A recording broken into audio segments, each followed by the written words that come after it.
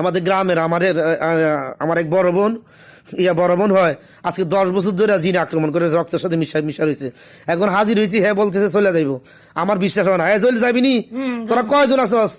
আচ্ছা তোকে 14 গোষ্ঠীর বলা, এই 3 জনের 14 গোষ্ঠী 38 জন পৃথিবীর যে কোনো প্রান্তে থাকুন না কেন, তোমরা অতি দ্রুত উপস্থিত হয়ে যাও আল্লাহর হুকুমে। বিসমিল্লাহির রহমানির রহিম। আইনামা তাকুন ইয়াতিকুম তামান্নাল্লাহু আলা কুল্লি শাইইন কাদির।